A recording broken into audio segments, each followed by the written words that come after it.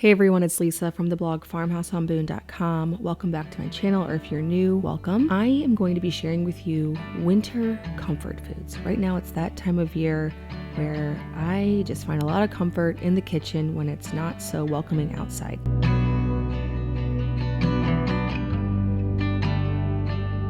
The first thing on my list is some people call this chicken fried chicken, kind of like chicken fried steak, but with chicken. That's what we're gonna make tonight. My daughter heard about this somewhere and she was dead set on us making it. And so we got the kitchen a mess. This is something that it's not a quick and easy meal. It's something that if you want to spend a little extra time one night in the kitchen, this would be the thing. We actually had planned on this for days and she was looking forward to this day so much. And we are going to be making chicken fried chicken with garlic mashed potatoes and green beans, and yeah, it was a whole thing.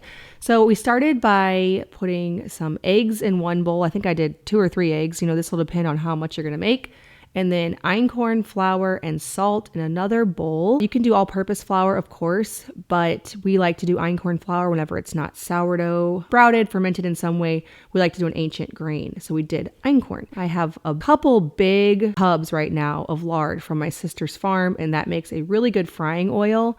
It's a very healthy fat. Now, of course, that's debatable. I sent out an email a couple of weeks ago to my email subscribers talking about all the benefits of lard. And I definitely had some responses from some people who are still buying into the old myth that lard is a no-go. But I'm here to tell you, if you're choosing between modern seed oils and lard from a local farm, definitely go for the lard. These rolls my daughter made completely from scratch. The sourdough starter was not fed this morning. And so believe it or not, these are yeast rolls. And it's funny because we never deal with yeast. And so she was very confused when she was reading the recipe. And I'm like, this is, it's just like sourdough, except you're just using a different yeast. So we figured it out. We buttered them.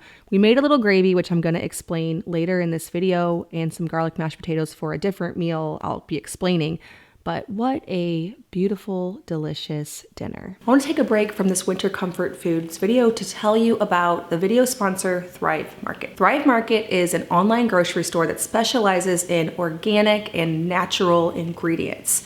They are a subscription-based model, so you can either pay month to month if you want to try it out, see if they have some things that maybe your local grocery store doesn't carry, or that Thrive Market carries for a better price. If you find that there are so many things that you love from Thrive Market, like I have for so many years here in my kitchen, you can also get a yearly subscription, which saves you on the subscription. Thrive Market's website makes it really easy to shop. I've gone on there so many times that now it just recommends and knows the products that I like, so it makes it a really easy shopping experience. You can sort by your dietary preference. So if you are paleo, gluten-free, dairy-free, you can make it to where you only see those options so that it can be a really streamlined grocery shopping experience. Now this week, whenever I'm shooting this particular video, we are doing our kitchen cabinets. So we've had little access to our kitchen. And so I used Thrive Market to get a few convenience foods that are going to make eating in the living room with all of our kids a healthier experience. I bought some chips that are fried in coconut oil. I bought some of my favorite seed oil-free granola, a few condiments. We're gonna be doing sandwiches for a couple of days. I like that I can source these things on Thrive Market that I cannot get locally, or when I do, they're really expensive. And I love the convenience of it coming right to my door. Thrive Market also has a deals section where you can shop things that are on sale. And that's where I actually was able to pick up several items that were in my box this time. I always scroll through that deal section to make sure there's not something in there that I really want that's a really good price. Join Thrive Market today and get 30% off your first order plus a free gift worth up to $60. You can visit the link thrivemarket.com/farmhouseonboone. It'll also be linked in the description box below. Now, of course, just like every winter meal video that I've been making lately, there's always going to be a soup. Tonight, I am going to be doing a creamy chicken and kale soup. The star of the show is yet again chicken from my sister's farm. And then the side dish for this, which is probably the real star of the show, sourdough pull-apart bread. I made this for the blog, and then of course, like everything that I make for the blog, for my family to enjoy. I love experimenting with recipes in my kitchen, and sourdough is my favorite thing to experiment with. This sourdough pull-apart bread you are going to love as a side dish for any soup, no matter what winter soup you're making. I'm starting by searing the chicken breast in some fat. Today I used butter. Sometimes I'll use coconut oil or lard, and then chopping the vegetables and getting them sauteing in another large pot, the soup pot. So I'm doing these separately because I really feel that it imparts a lot of flavor to cook the chicken in butter, cook the vegetables in butter. You could throw them all into a broth and cook them. That will work just fine too. But I do love the flavor whenever it's done like this. In the wintertime, we go through a ridiculous amount of carrots, onions, and potatoes. Pretty much every soup features them in some way. I'll mix it up by adding cream or adding barley or wild rice or a different herb to make it something a little bit different, but they always have that. And then now I'm starting to add a little bit more greens. It's getting to be about that season. Salt and pepper the chicken generously, and then just saute the vegetables until they are soft, and add some wine to the chicken. That always makes it delicious. I do keep wine in my kitchen for cooking because it brings out a lot of flavor in meats and soups, especially when you can't add a lot of the freshness like you're able to in maybe spring and summer. All right, let's talk about the process for this sourdough pull-apart bread. I'm starting with my no-knead artisan loaf, which I have here on the YouTube channel and on the blog. I will leave links to the recipes below that you can actually go and print off.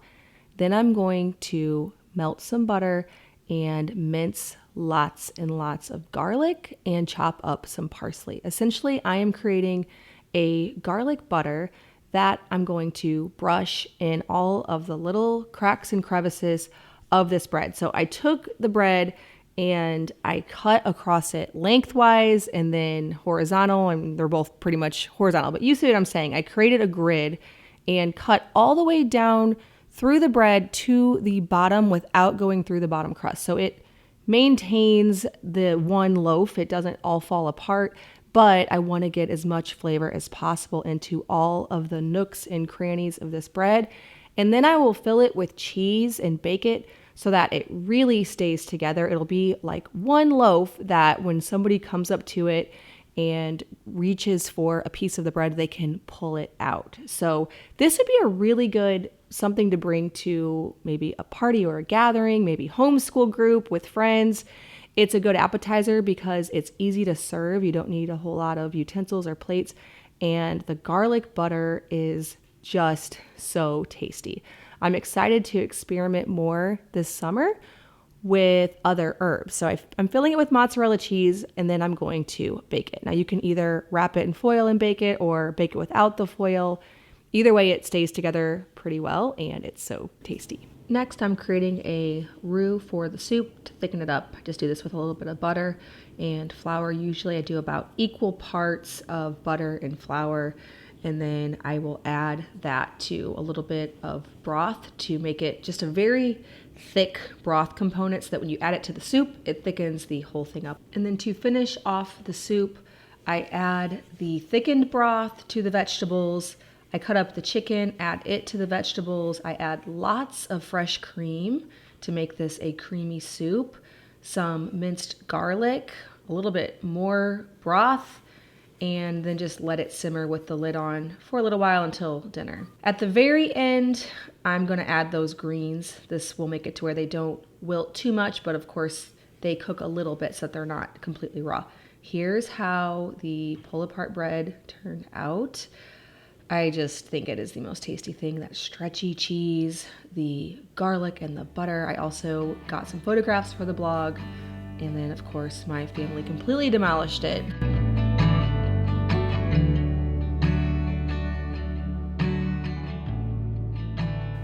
The next winter comfort food on the list is indoor barbecue. I know we think about barbecue as being something for summer when we're outside cooking on the grill, but I have a lot of pork to use up so that I can get on my sister's next harvest list for beef in March. With every animal that I order, like a quarter or a half of something, There's always these cuts in the end that I really would rather not use, but I have to get through them so we can fill the freezer up again. One of them is ribs, even though they really are so delicious. So the way to make them inside is get them onto a sheet pan. I did line mine with foil to make it a little bit easier to clean up, but you definitely don't have to. Add some herbes de Provence or whatever herbs you want, salt, pepper, a little bit of oil, and then just cook it low and slow in the oven. I did mine at 300 degrees for quite a while. Then I just picked it off the bone, added an organic barbecue sauce, and made some of our favorite sides. One of which is homemade macaroni and cheese. So I make a organic pasta and cover it with shredded cheddar, cream, butter, and then my secret ingredient is either egg or egg yolk. Now today I did 1 egg yolk and 1 egg. You want to make sure that you stir it in quickly and that the pasta is not just piping hot, so it's not going to cook the egg. A little bit of nutmeg. This makes the most creamy, delicious mac and cheese. And I made way too much for this particular meal, but my kids eat on it for a long time. It's something pretty high in protein with all of the cheese and the egg and the milk, cream, that I can give it to my kids often. I added a little bit more cream, or you can use milk just until it has the nice creamy consistency that you want.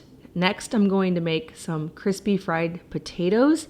We don't have a Fry Daddy or anything. I probably should get one. My sisters both have one. Actually, all 3 of my sisters have one. And they really love it because they put a whole bunch of lard in it and then just put it back in the refrigerator without even emptying it. And they make fries all the time. So I should probably get one. But right now, I'm just making some pan-fried potatoes, just diced potatoes in coconut oil. Cook them really hot.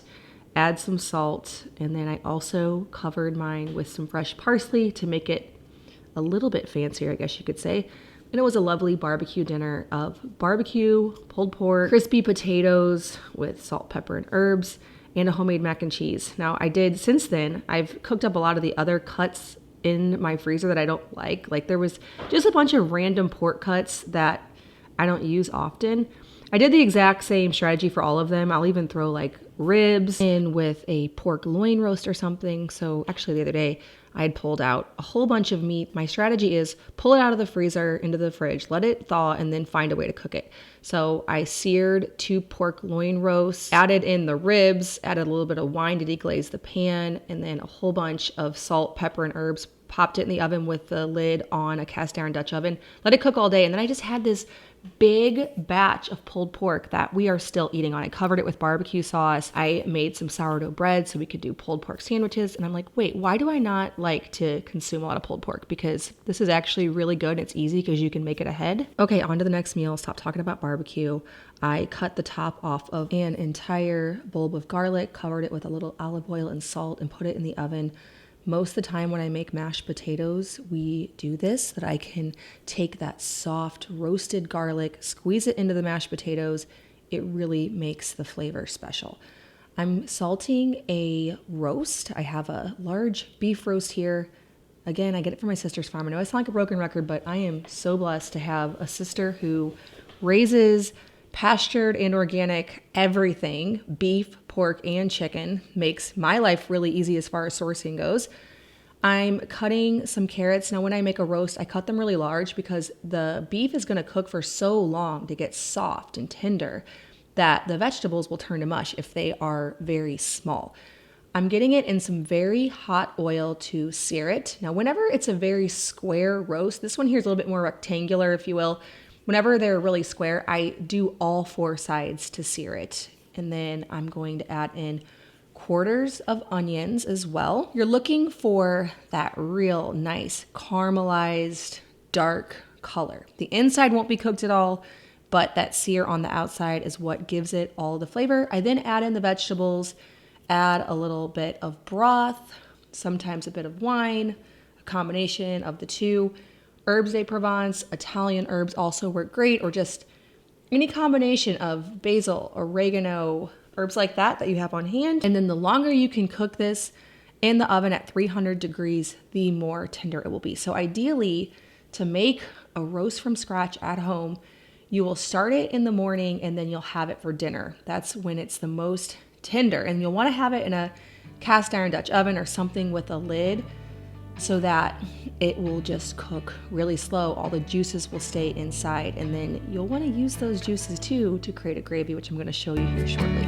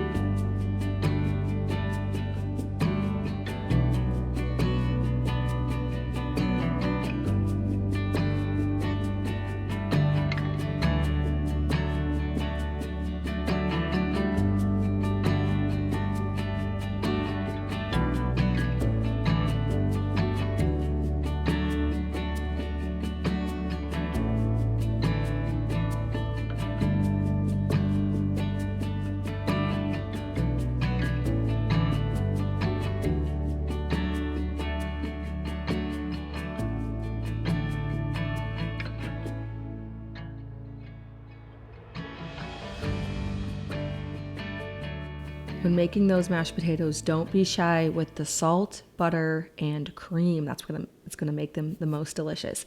Now I'm gonna be making a little gravy. So in a little pot, I put some butter and flour, just like you would cook for a roux. And then I drained off some of the drippings that came from the roast, and I'm adding those in. So once you cook the butter and the flour together a bit, then slowly add in the drippings from the roast, which will have some of that just delicious flavor that's been cooking out all day long.